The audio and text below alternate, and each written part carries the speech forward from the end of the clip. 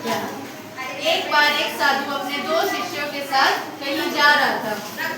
उनके शिष्यों का नाम थे मधुर और गोपाल। मधुर मीठा बोलता था, इसलिए सब लोग उसे पसंद करते थे। आशिफा याद है। गोपाल की आवाज में मिठास नहीं थी, इसलिए उसका दूसरे से झगड़ा भी हो जाता था।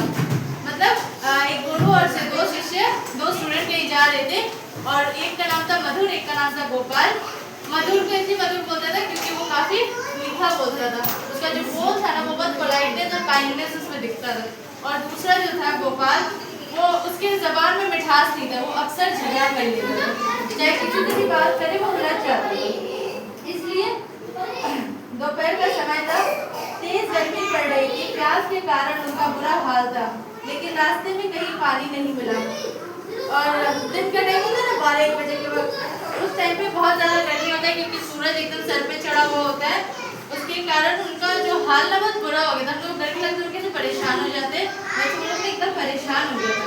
और रास्ते में भी कहीं पानी नहीं मिल रहा था उनको, ना कोई नदी मिली और ना कोई कुआं। नदी का मतलब जाते हैं ना रिवर, और कुआं में जो गोल से रहता है उससे पानी निकालना पड़ता है। तो ये दोनों में से कोई भी उन लोग को नहीं मिला। कुछ दूर आगे चलने पर उन्हें रास्ते से कुछ दूर एक कुआं दिखाई दिया। वो बहुत खुश हुए। कुएं के पास एक बूढ़ा आदमी बैठा था। उसके पास कुएं में से पानी निकालने के लिए बाल्टी भी थी। और थोड़ा देर वो लोग चलते चलते दूर में एक कुआं दिखाई दिया। वो लोग बहुत खुश हो गए कि चलो फाइनली हम लोग को पानी मिलेगा। कुएं के पास एक ओल्ड आदमी बैठा हुआ था, 60-70 ईयर का, और उसके पास एक बाल्टी था, बकेट होता है वो था। उसको बेटा जाओ और उस आदमी से थोड़ा पानी मांग कर लाओ, तब तक हम यहीं बैठते हैं। जैसे ही गोपाल चल दिया और कुआं के पास गया और उस आदमी से बोला, ओ बूढ़े, मुझे थोड़ा पानी देना, मेरे गुरुजी को प्यास लगी है, मुझे उनके लिए पानी लेके जाना है। वो साधु जो दूसरा वाला स्टूडेंट था ना, उसका शिष्य था गोपाल, उसको बोलता है कि जाओ पानी लेकर आओ।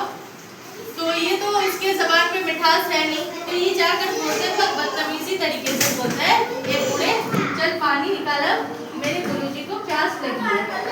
उस आदमी ने एक बार गर्दन घुमाकर उसकी ओर देखा और फिर दूसरी ओर देखने लगा। गोपाल कुछ देर तक खड़ा रहा, लेकिन उस आदमी ने कुछ करने के लिए वो आदमी पहले ऐसे देखता है कि क्या बोल रहा है और उसके बाद अपना फेस दूसरे तरफ कर लेता है और कोई जो उत्तर का मतलब होता है जवाब देना। जैसे आप पूछे ना मैम अब आ गई, तो हम जवाब दिए, उसको क्या होता है उत्तर बोल जाते। तब गोपाल वापस अपने गुरु के पास गया और उन्हें पूरी बात बताई। गुरु समझ गए कि ऐसा क्यों हुआ, पर उन्होंने कुछ नहीं कहा और गोपाल वापस अपने गुरु के पास गया और उनको पूरा सिनेरियो बताया कि देखो ये सारी चीजें हुई। तो गुरु समझ गया कि मतलब क्यों हुआ ये, पर उसने कोई जवाब नहीं दिया। अब उन्होंने पानी लेने के लिए मधुर को भेजा। मधुर गया और उस आदमी से बोला, बाबा जी प्रणाम। वो जो दूसरा वाला था ना जिसकी जबान में काफी मिठास थी, अब उसको गुरुजी ने उसको भेजा और वो जाती बहुत इज्जत से रिस्पेक्टफुली बोलता है, बाबा जी प्रणाम। प्रणाम में जो हाथ जोड़ के बोलते हैं उस तरीके से। बूढ़े आदमी ने उसकी और गर्दन घुमाई और बोला, जीते रहो बेटा। सीधा बैठो। बाबा जी मुझे थोड़ा पानी चाहिए, मेरे साथ मेरे गुरुजी और गुरु भाई भी है, हम लोग बहुत प्यासे हैं। तब वो जो मधुर था वो बोलता है, बाबा जी मेरा गला बहुत सूख रहा है, मैं बहुत प्यासा हूँ, आप मेरा गला बहुत सूख रहा है, आप थोड़ा पानी दे दीजिए। मेरा गुरु और मेरा जो भाई गुरु है, मतलब क्लासमेट जैसे है ना, तो वो राशि का क्लासमेट है, वैसे गुरु भाई बोलते हैं उसको, ठीक है। वो आदमी खुशी खुशी बोला, हाँ बेटा पानी की पूरी बाल्टी भरी रखी है, ले आओ, अगर जरूरत पड़े तो और ले जाना।